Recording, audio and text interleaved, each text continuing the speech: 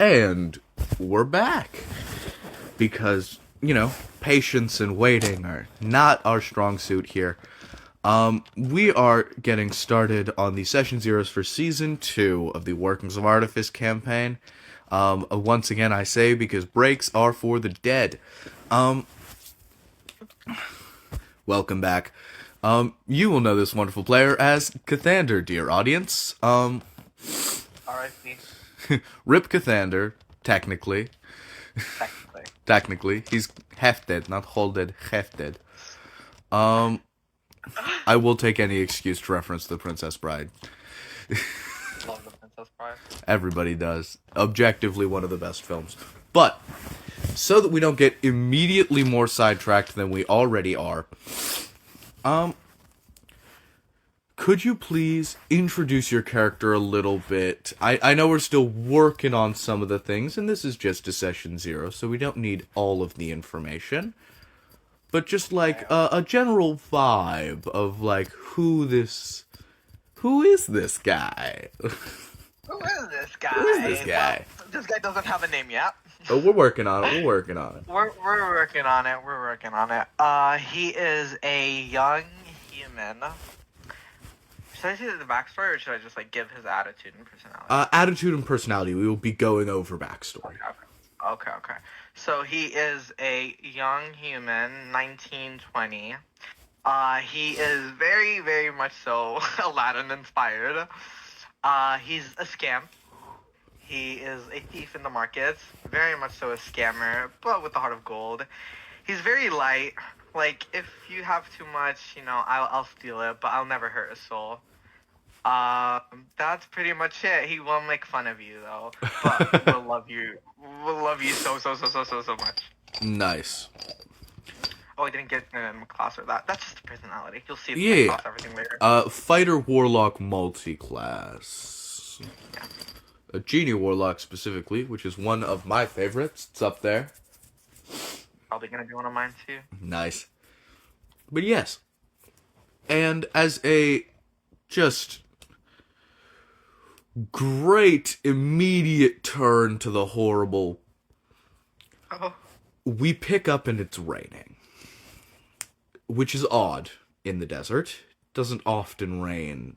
Not nearly this hard, as there is a woman, old, maybe her early 60s, running down the rapidly drenching sands, her feet slipping and slapping against it. She has a child in her arms, no older than a few months, eyes watching from every conceivable angle, as we shift perspective slightly, and looking over her shoulder, not only does she see a man in a well-pressed suit with a thespian mask and a bowler hat carrying a large briefcase, but so do we. As she continues to run, clearly more terrified of this man than she has been in years and years, as she trips and falls, the child in her arms scattering onto the sand, as the man wordlessly walks up, takes a black glove slowly off of his hand, and with a single touch to the back of her neck, this woman is reduced to golden, rusted sand and crumples inwards like a statue that is hollow. As he begins to approach the boy, very quickly, two snakes rush out of a nearby growth, wrapping around this child and beginning to drag him away. There's a moment where the man reaches out for the child, grasps the end of his hand. It begins to decay, to rust, but it is not quite as one of the snakes wraps around the arm, the baby wailing as it is dragged into the forest. Another woman standing at the edge of this clearing, looking quite upset. There's a moment of understanding that passes between them. The man nods, tips his hat, and turns and walks the other way. It is several years later where we return to the young boy and the woman who has saved his life. As could you describe what your character looks like for everybody? What would be around age 5 or so? For sure. Okay, so my character has long, not really long, medium length brown hair. Just change that right away. Medium brown length hair, very messy, like, some parts getting over his face. Brown eyes, and, what is it called in English? Skin bleached skin, I think that's what it's called. Sun-bleached. Sun-bleached skin, yeah. I said Yeah. bleached skin. So yeah, that's it. Gorgeous. You are running around a house chasing a small animal. It is a greenish, sort of teal, spectral dog. As a woman you have come to know as Rosemary. She's roughly in her early, sort of like late 20s, early 30s. She's the woman of the woods. You have been warned by her many times not to leave. But the house, the cottage you guys stay in is so close to the edge of the wood. It would take no more than 10 minutes to get into town. As you and the dog round a corner and you skid, bumping harshly into a wall, what do you think would be going through your head? What do you think you would be thinking, doing, feeling, those sorts of things? As I'm playing with the dog? Yes. Did she just tell me not to go outside? No. These are sort of like ingrained lessons, like the morals of it all. Well, I love animals, so my main goal would try to be to catch the dog. Yeah, absolutely. Go ahead and give me an athletics check.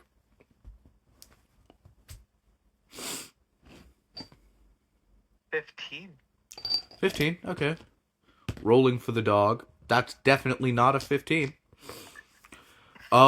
The dog tries to spin around, to run underneath your legs, as it so frequently does.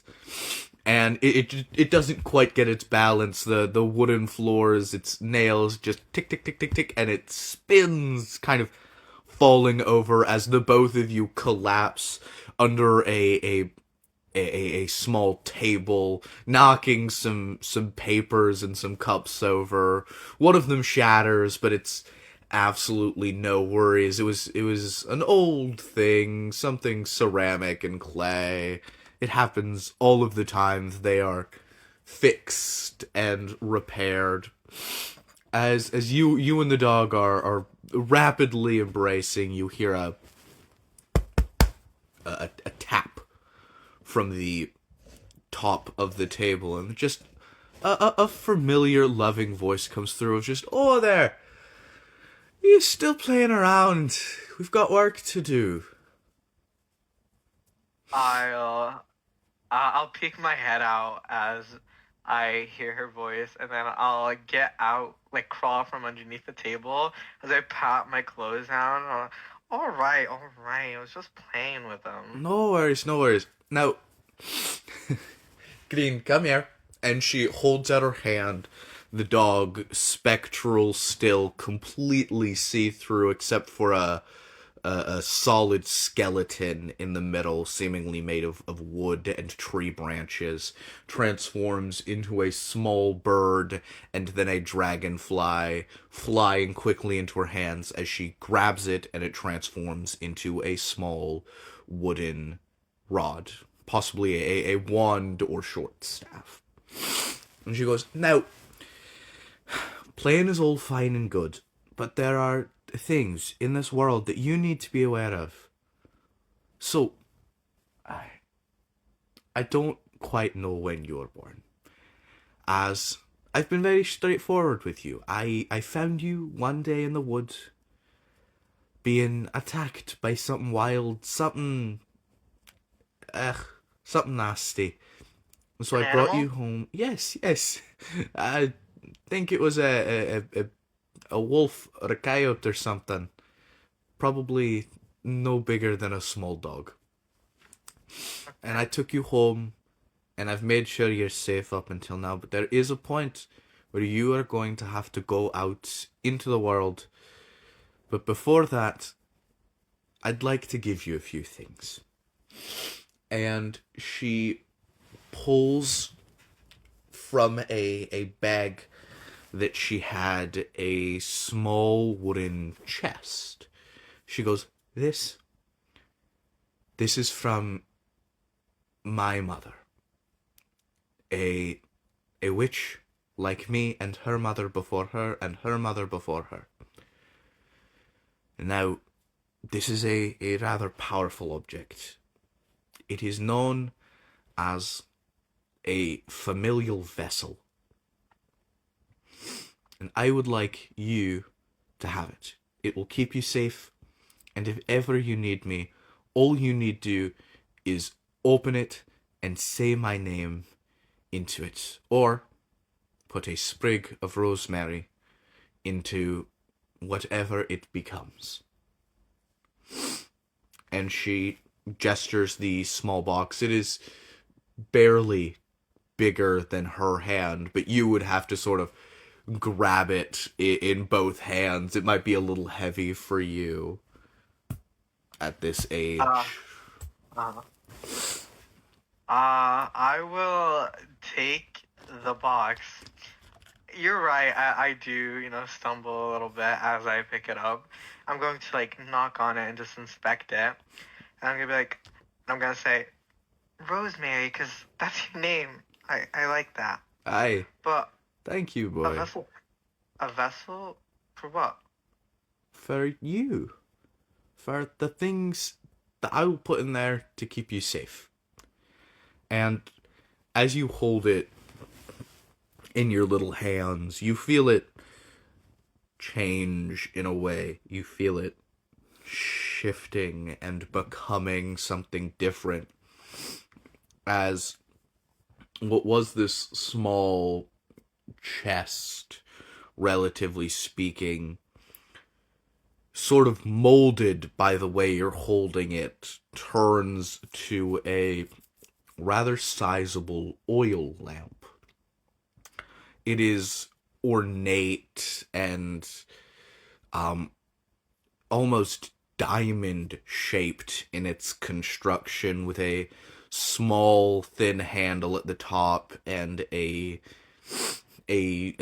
and a large base around the bottom of it. You see a door on it, the light impossibly flickering on the inside of it as Rosemary smiles wide and bright.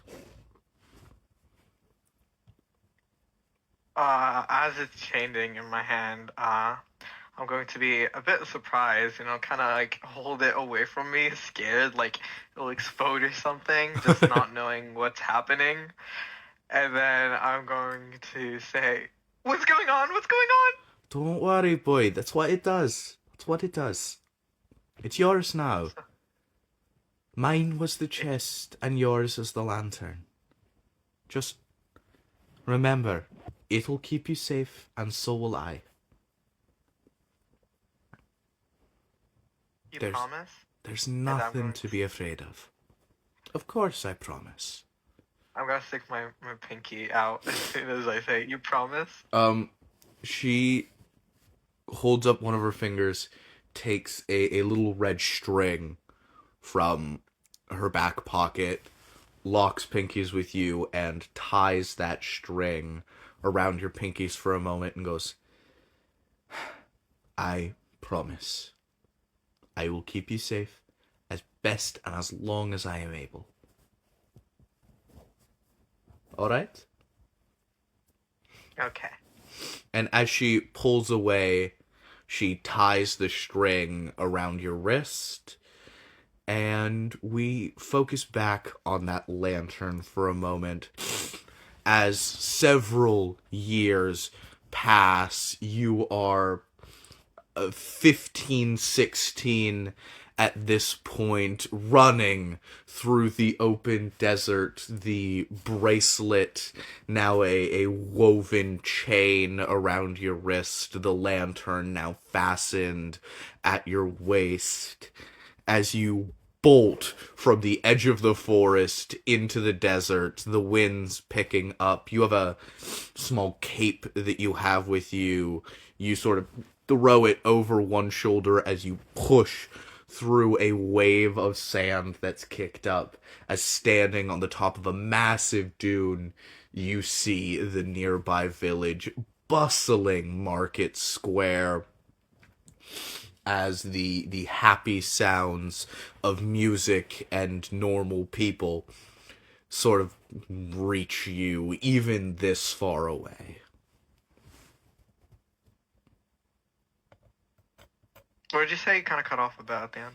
Of course, where even the sounds of the music and the people chattering, screaming, enjoying the market can reach you up here. You just sort of, you take a minute to just sort of breathe all of this world in as you head down towards the market. Okay, what do I see as soon as I step on the market? As soon as you step foot in the market, you see hundreds of people, shops and little pop-ups, that's the word I was looking for. Little pop-ups selling anything and everything they could think of. The jewels, the food, the music, the fabrics, the spices, the handmade goods, the produced goods, the things brought from overseas, from the empire. You are looking at a market, truly a market. My eyes would right away be like drawn to the jewelry and anything that's kind of shining, really. Yeah. But specifically the jewelry. Yeah, you wander over. It's just sort of, you're still generally small, so you can kind of slip under people here and there. Occasionally someone will notice you and sort of like take a step out of the way, laughing a little as they roll their eyes. Could I get a perception check from you? You got it, sir. Oof, 8. Don't worry about it. You continue down through the market. Minute after minute, you are seeing more and more sparkling, shining things. You see one person particularly is selling silver, gold, copper, iron. You can see from behind the counter, they're waving people in. Come, come! There is wares here to be sold and wares here to be bought. Come, children, adults, men, women, all are welcome here. Gaze from the mines deep within the earth, in the mountains far off. We find these jewels, these treasures of silver and gold. Take your pick, and we shall haggle a price that seems fair for everyone. Come, come. And he ushers over a small family saying, please, does anything catch your eye? And what do you think that you would be doing at this time? I would go up to him, and just not him specifically, but his stand, Mm-hmm. and I want to be looking for any type of necklace, specifically silver. Yeah, go ahead, give me another perception check, this time with advantage. God. Oh my God. 13. 13? Yeah. Yeah, do you reach with your left or right hand? I guess that matters. Uh, Probably right. Okay. You reach forward with the hand that Rosemary has kept bandaged and covered for as long as you've been alive. It's sort of a like bi-monthly event for you that like after dinner she'll replace these bandages, place the glove back over top. Um she you've asked a few times and she said it's horribly burnt and you guys just don't have the resources, don't have the ointments, don't have the treatments to fix it. But as you I've already seen that. no, I don't think you ever would have. But Okay. as you reach forward towards a small necklace, just to take a look at it. Of course, you're not doing anything wrong. You just want to look at the necklace. It almost jumps into your hand very quickly, making a loud noise as the shop owner turns to you and goes, well, boy, do you is there someone with you? Do you intend to pay for that? I'm just looking. My mom's just shopping for Of fruits and course, of whatnot. course. Please, if you would look from the table. Uh, thieves, you know? Thieves. Yes.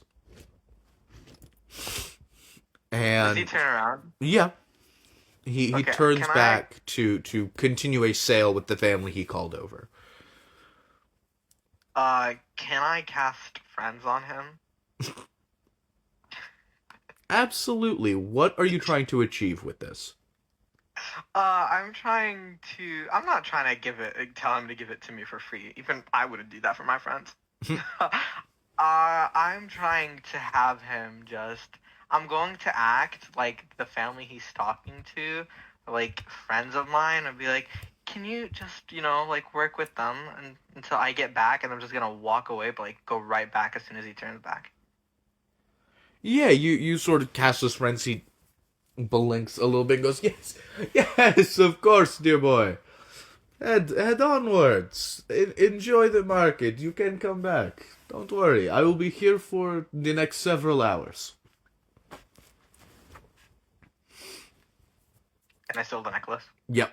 And you just I, take I, it. I love how we both knew I wanted to. Just slipping it right in.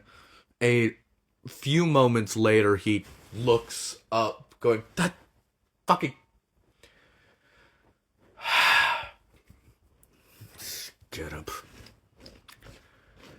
And he's looking about. He's trying to find you, but by this point you are long since elsewhere.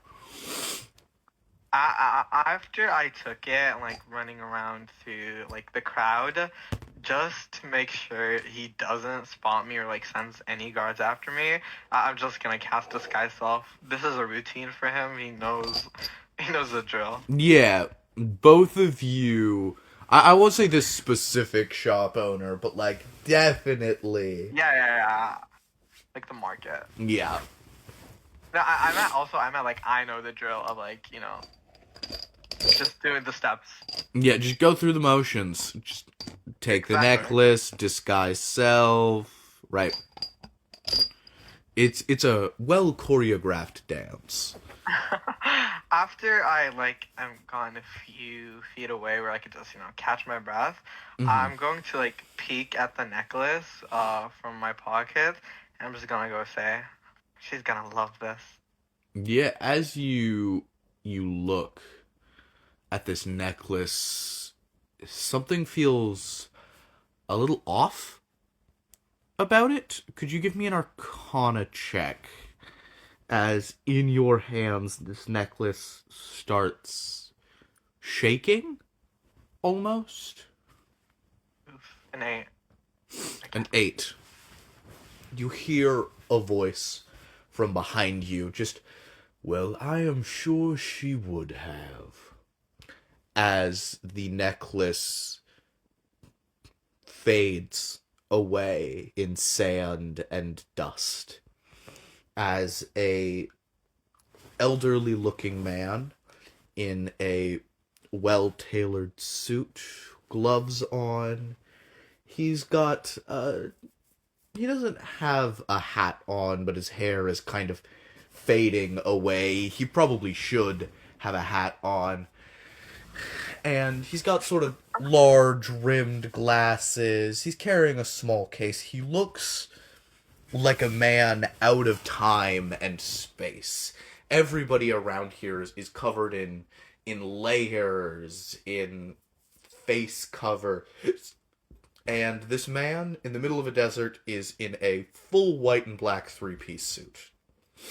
And he goes, well, it is wonderful to meet you.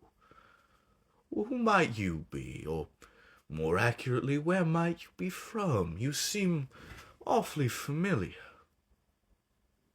And he sort of Uh, gets down on one knee, sort of looking at you.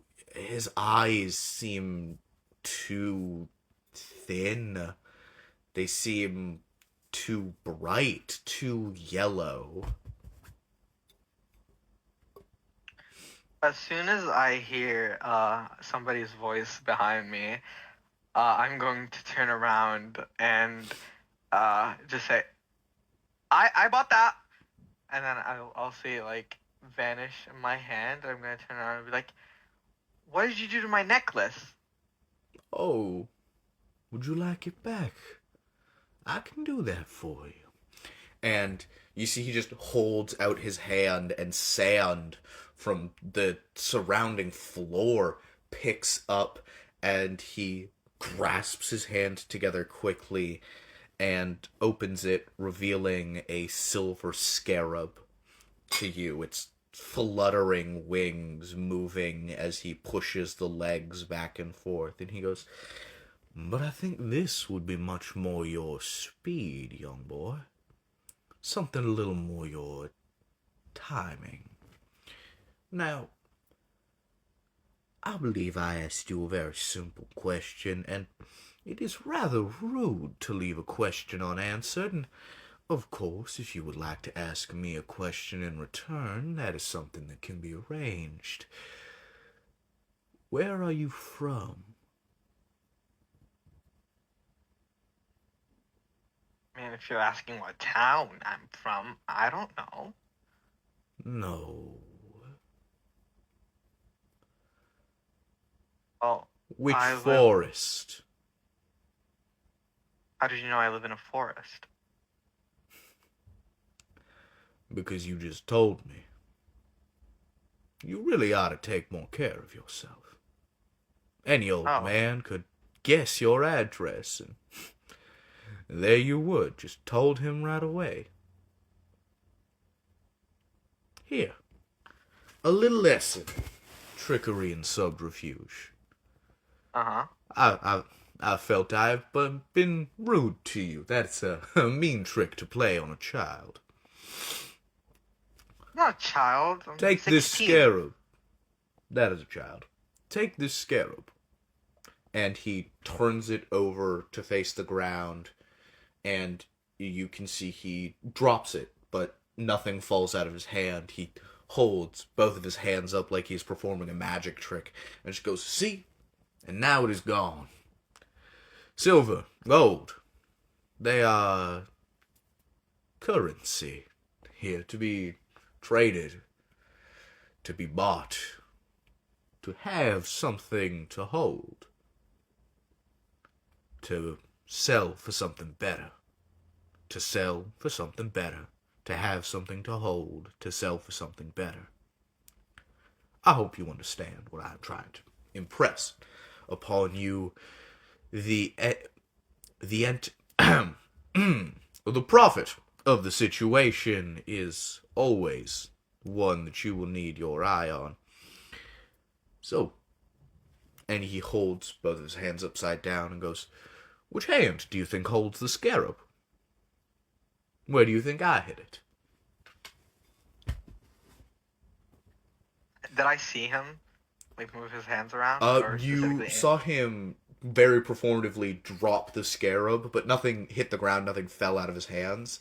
It's sort of like a sleight of hand trick. As soon as he turned his hand over, the scarab was gone. I'm gonna say, I think it's in this one, and I'm going to point at his right hand. He goes, oh, what a wonderful guess. Turns over his right hand, and there are 2 golden coins in there. And he goes, oh, not quite, boy, not quite. And he tosses the coins through his hand, just slips them into his pocket, and goes, well, I think you better check your right hand there. I'm going to open my right hand, and in it is the scarab. Oh, how'd you do that? Consider it a gift. Who are you? A lesson. Oh, I go by many names. Some call me the foreman, some the railroad, and some just copper. You, my friend, you may call me Jameson Copper.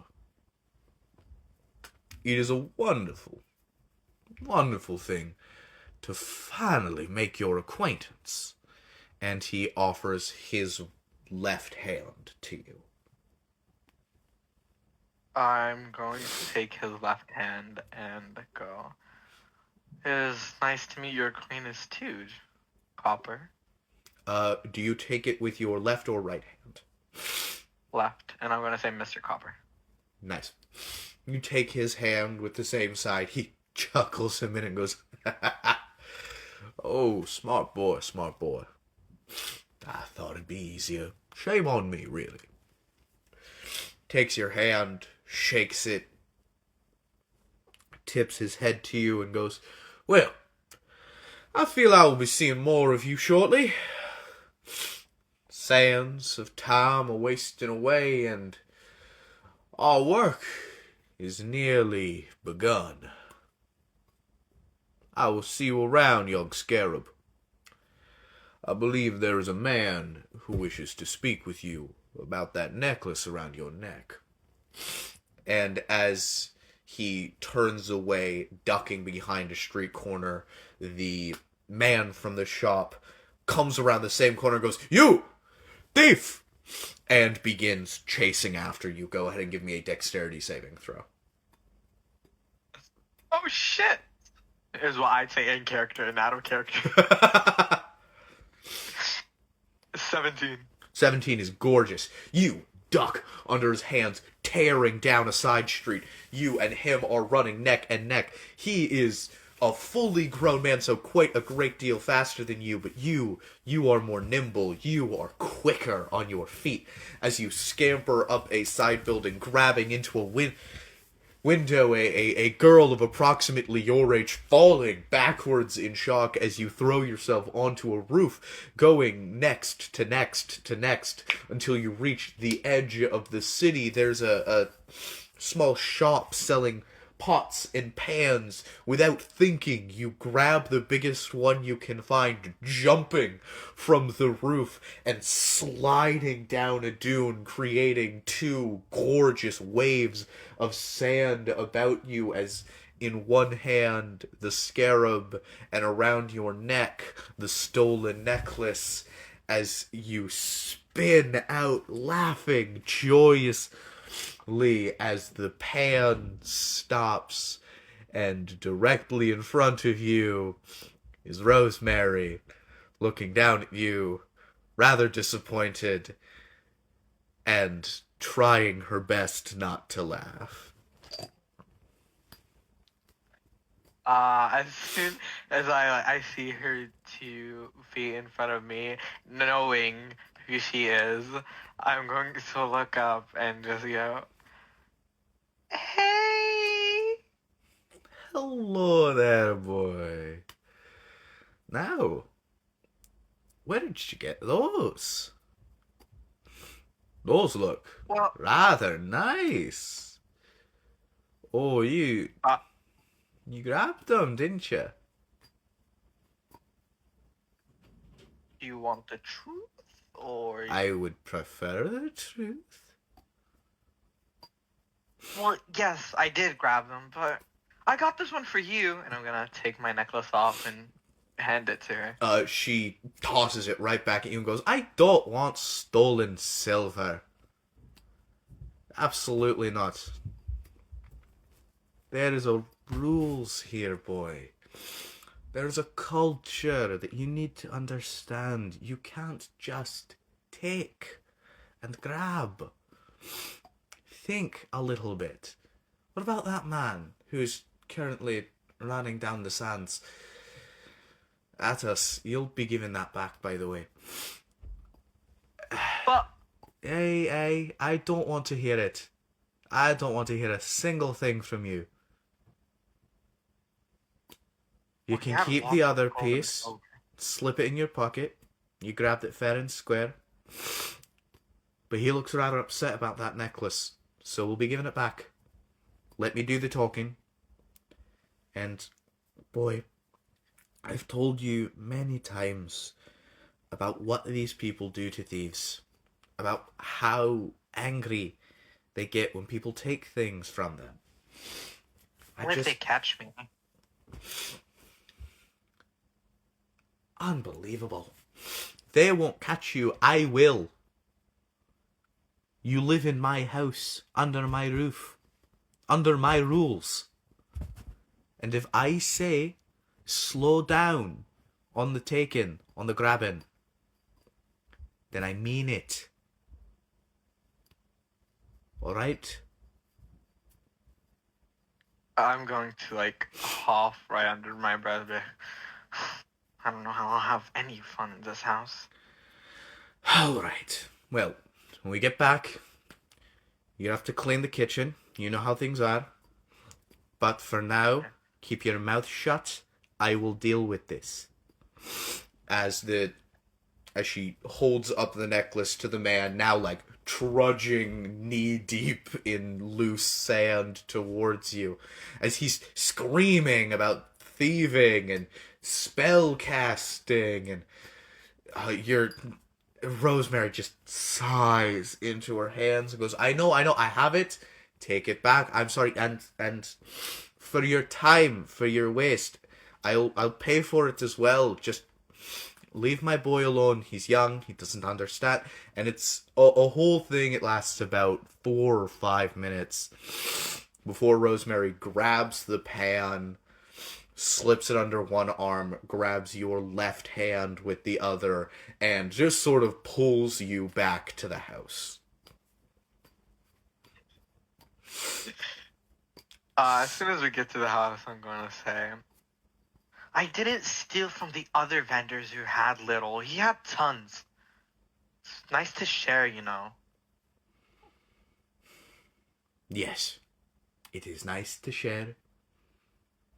But do you think he took what he has? Do you think the money he makes is through craft and through creation? No. He is a salesman. It is his job to sell, to make money. It is somebody else's to make what he sells. one day you will understand. One day you will understand the position you hold in this world and why you have to be good. Remember what I've told you about that flying city. Do you remember why it fell? No, I kind of zone out every time you talk about it. Of course you do. And thank you for being honest. It fell because the people in charge of making sure it didn't weren't a family. The Fifth Gate, the council, they were at each other's throats, day and night. They were a team, but they were not a family. We need to be better than them, or else how will we ever expect to fly ourselves? Alright, boy. Now, Don't go. clean up the kitchen. Go. I'll make dinner, and it's off to bed for you. Fine. When she said, do you get it? Like talking about the family, I'm going to go up to her after she stops talking, and I'm going to again put my pinky up and say, a family. She grabs yours, takes another string out of her pocket, ties it around, smiles, and goes, a family. And loops it into your bracelet. Moving forwards another 5 or so years, you are back in town, much older, much better, as the wares in your pockets that fill the small bag you have are not there because you have stolen from a cart. They're there because while passing, something just caught your eye, and without a means to, you looked quickly at the vendor, saw him focused on something else, and just with a wave of your hand were able to grab small things from tabletops, from food carts, from anything, and just slipping them effortlessly into your pockets as you hear a voice from a new building far down the road. Just, come on down here, Jobs, you young man, you look like you could use some work. You down there, young miss, we do not discriminate big from small, man from woman, elf from dwarf. Come down and get your work, get your live in, stay. There is room for all here on the railroad. Come down to work, please. It is all and free for all. Take your time, good work, good pay, and great experience down here on the railroads. And you see a young man in tattered clothes with a fancy dress shirt that has seen better days, and a large megaphone or poster that he has wrapped to a cone that he's yelling through, calling people over for work on the railroad. What would you like to do? He's like screaming loudly at a building that has just been thrown up. So, he's talking about building the railroad? Yeah, he's talking about building the railroads. Okay.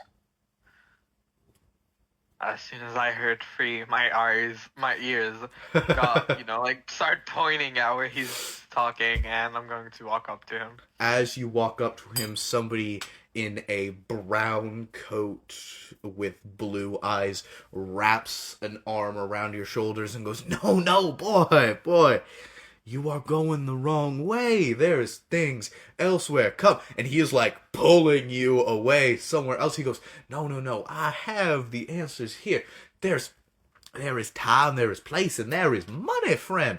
Money involved immensely. That railroad thing is not for you. No, no, no, I know who you are, and I know what you can do. And I see your swift little hands, and I see you moving. I promise there is use for you elsewhere. There is use for you on the railroad, but not as a builder, good sir, as protection. I have seen what you have done, and I know what you can do. There is time, and there is place, and there is money, and my good sir, you will make loads of money working for me, not for them, not for the railroad itself, not for the building, but for the towns itself, for the sale of the railroad, for the sale of the mines.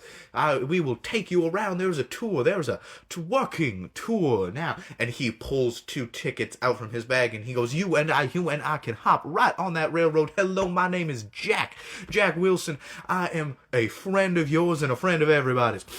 I follow a creed, a law, and in all things easier and easy to make, we find ourselves in need of accompaniment of money.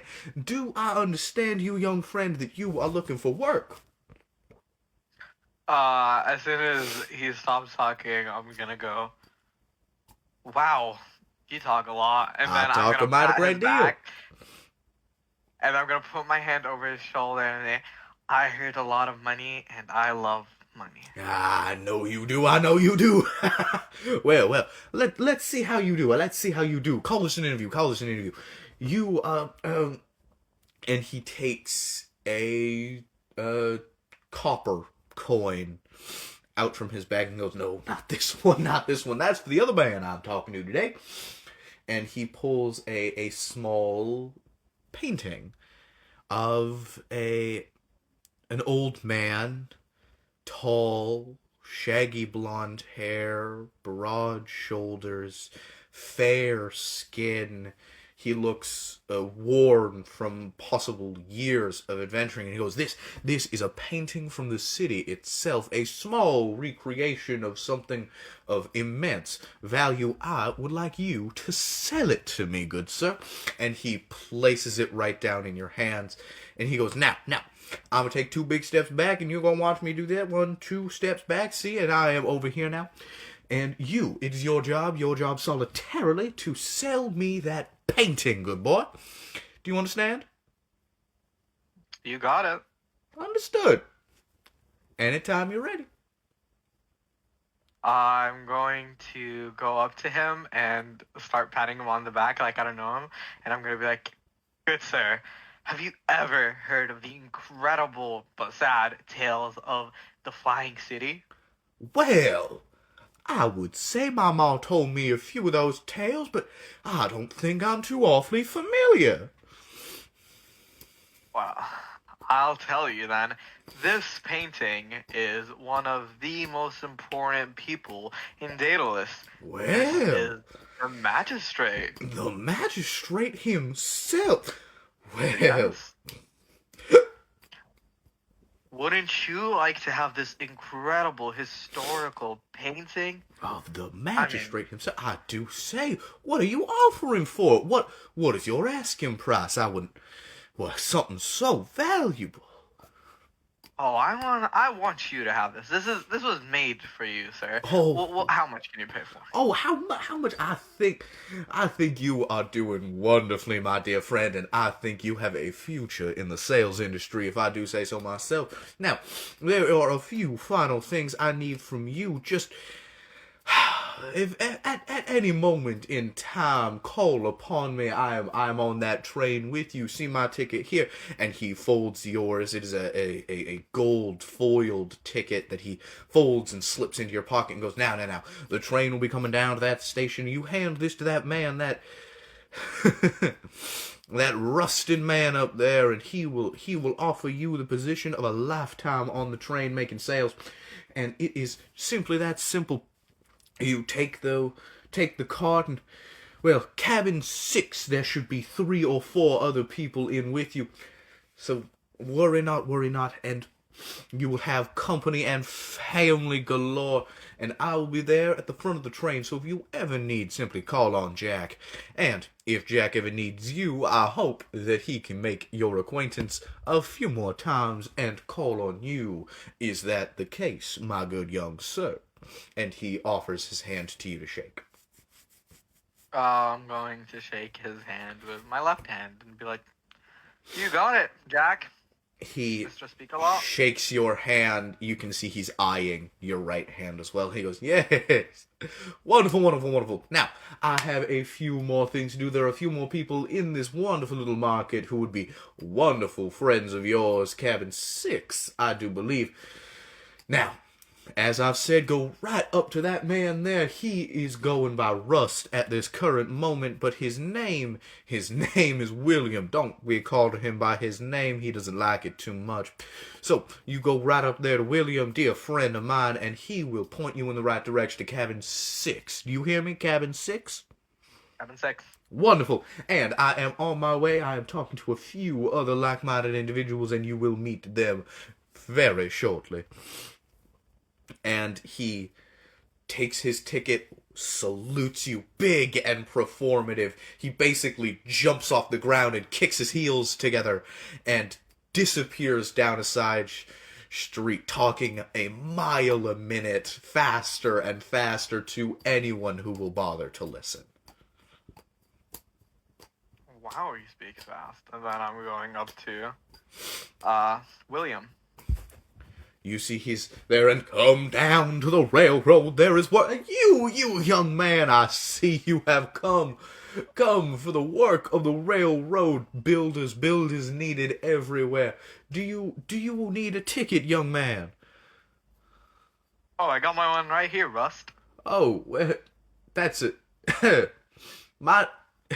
You may call me William. That's my name. My father gave it to me. Yes, yeah, can I see that ticket there? I'm going to hand him my ticket. He goes, Cabin 6. Yes, cabin 6. Ain't that a wonderful place to be? Well, you've got a future in our market too, don't you? Well, God knows you'll be taking my job soon enough. Hopefully. I hope not. Welcome to the train, young man. And with that, his face drops. He grabs your right hand and sort of very roughly pulls you up onto the stand and then pushes you into the train. And with that,